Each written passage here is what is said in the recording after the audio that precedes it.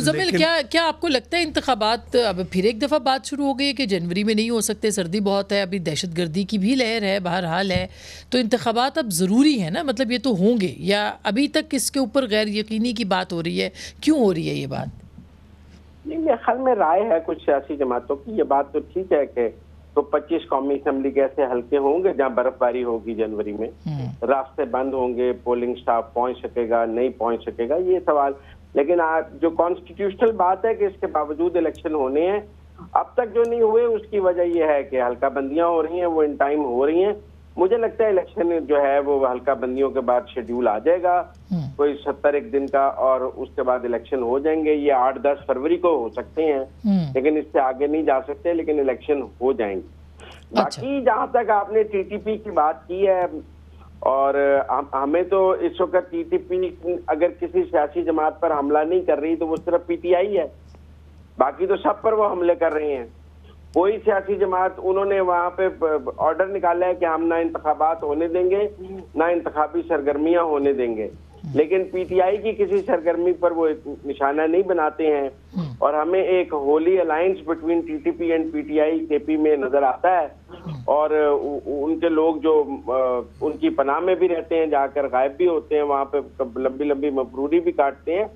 तो वो अलायंस भी देखना है पाकिस्तान में कि टीटीपी और पीटीआई का जो होली अलायंस इस वक्त ऊपर चल रहा है पहाड़ों पर, वो पाकिस्तान के लिए कितना अच्छा है और कितना बुरा है। मेरा ख्याल माजरत के साथ टीटीपी जो है उसका जो बहुत खतरनाक उनके अलायंसेज जो है उनके, हाँ, मैं ये नहीं समझता कि मगर उनको फैसिलिटेट तो किया गया ना पिछले दौर में, और उनको लाया गया, बसाया गया। खान साहब का जो नैरेटिव था वो प्रो तालिबान एक रहा है, मगर तस्लीम किया कि हमने सेटल किया लोगों को। नहीं, लेकिन मैं ये कह रहा हूँ कि ये नहीं है कि उनका कोई अलायंस, जहाँ तक मेरी नाक़िस मालूमात है, उनके नजरियात की हमांगी होगी, लेकिन ये अलायंस वगैरह चले वो आपका इख्तलाफ है इसके ऊपर, ठीक है। अच्छा जरा आप, मेरा भी इख्तलाफ है, अच्छा आपका भी इख्तलाफ, ठीक है, अगर इजाजत दें। हाँ जी, वो ये है कि देखें, अब अगर हम अब 2-3 चीजों को हम यहाँ पे मिक्स कर रहे हैं, ठीक है। अब अगर हम अभी बात करते हैं कि जी 2 ही तंजीमें हैं जिन्होंने हमला किया है, जैसे हम एक बराबरी यहाँ पर ला रहे हैं ना बिटवीन ए प्रोस्क्राइब्ड टेररिस्ट ऑर्गेनाइजेशन जिन्होंने मेरा ख्याल कितना लाख पाकिस्तानी को कत्ल किया हुआ होगा, और पाकिस्तान तहरीक इंसाफ, और फिर हम ये आर्ग्यूमेंट जिसके साथ जोड़ रहे हैं कि नहीं, और अगर हम ये सामने लगाएं कि हाँ सिक्योरिटी फोर्सेस पर तो पीटीआई के दौर में भी हमला हुआ था, और लेकिन इसका ये मतलब नहीं है कि पीटीआई का हुआ था, मतलब कि हम इम्प्लाई कर रहे हैं कि ये पीटीआई की रजामंदी के साथ हुआ था। अच्छा, ये वही पीटीआई है जिसके बारे में हम फिर कहते हैं कि जी इनको एस्टैब्लिशमेंट ही लाई है, तो क्या एस्टैब्लिशमेंट बाकायदा एक टीटीपी को एलआई को पावर में लाई है ताकि एस्टैब्लिशमेंट के क्या सिक्योरिटी फोर्सेस के ऊपर हमले हों? ये लॉजिक तो मुझे समझ में नहीं आता। जहां तक रीसेटलमेंट नहीं, मगर जरार ये तो हमने वो देखा ना, वो काबुल के अंदर, ठीक नहीं, मगर काबुल में देखा ना, हाँ, काबुल में मैं आती हूँ आपके पास, मैं आती हूँ, जी उस वक्त के एस्टैब्लिशमेंट के रहनुमा थे या नहीं थे ना? उन्होंने ही वो कप के चाय कहा था ना, एवरीथिंग विल बी ओके। अब यार हम में से कौन ये मानता है कि ये वाकई किसी सिविलियन गवर्नमेंट की सवाबदीद होती है ये सारी काम? Let's not be naive about it ना यार। दूसरी बात है कि जहां तक हम ये बात करते हैं रीसेटलमेंट की, और ये मैं वाज़ेह तौर पर कह दूं कि I am 100% against this resettlement. ये बहुत ही इंतहा की बेवकूफी की हरकत। तो ये तो खान साहब ने तस्लीम भी किया था ना, ये तो उन्होंने तस्लीम किया। वो तो वो एक अगर उनसे कोई बेवकूफी हुई होती तो मैं लिस्ट करता, लेकिन वो एक अलग बात है।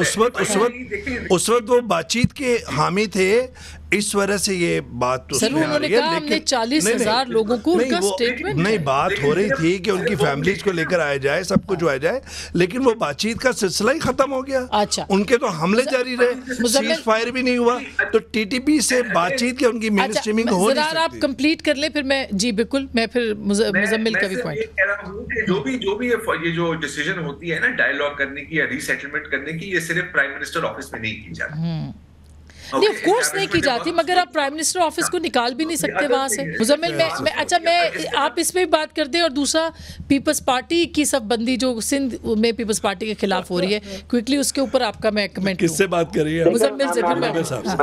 देखें मेरी बात सुने, there are 2 PTIs what we know, there was a PTI which was in government which was pro-establishment. There is a PTI which after being ousted from government is an anti-PTI, anti-establishment. तो आप pro-establishment PTI की मिसालें anti-establishment PTI के साथ जोड़कर कहानी को mix ना करें। और हमने देखा है कि आउस्ट होने के बाद इमरान खान साहब ने जिस तरह टीटीपी का मुकदमा लड़ा है, जिस तरह उनकी मेन स्ट्रीमिंग की बात की है जब वो वजीर आजम नहीं थे, और फिर हमने जमान पार के बाद प्रेस्क्राइब्ड दहशतगर्द तंजीमों के लोगों को हिफाजत करते भी देखा है इमरान खान की। उनकी वीडियोज आई हैं तो पता लगा है कि जी उनको भी रीसेटल किया गया था वहां पर TNSM वगैरह के। और ये बिल्कुल इमरान खान साहब ने बिल्कुल टीटीपी को फॉलो किया है 9 मई को। अच्छा चले, आपके इस पॉइंट ऑफ व्यू से इत्तेफाक नहीं है मुजम्मिल, ठीक है, वो कह रहे हैं कि नहीं एक सियासी जमात है, बहरहाल उसको एक कलदम तंजीम के साथ नहीं मिलाया जा सकता। सियासी जमात गैर आईनी हुकूमत के खिलाफ भी जद्दोजहद आइन के अंदर रह के करती है। सियासी जमात वो राय अम्मा हमवार करती है, वो जवाब में हथियार नहीं उठाती है। ठीक, ये बात तो दुरुस्त है, इसमें तो कोई भी मेरा नहीं ख्याल। अगर ये तय हो गया है कि वो PTI नहीं उठाया है तो फिर तो ये गलत बात है। और सियासी जमातों में यहाँ फांसियां भी लगी हैं, नाहलियां भी हुई हैं, मार्शला भी लगे हैं, किसी ने कंटोनमेंट पे हमले नहीं किए। इनके साथ क्या हुआ है कि ये कंटोनमेंट पे हमले तो 2 ही जमातें करती हैं। बिल्कुल, इसको तो कोई अप्रिशिएट नहीं करता। अगर आप इजाजत दें, इस बात को तो कोई नहीं सराहा। देखिए वापस सियासी गुफ्तगू पे ले आते हैं, क्योंकि ये एक लंबी बहस है और कहीं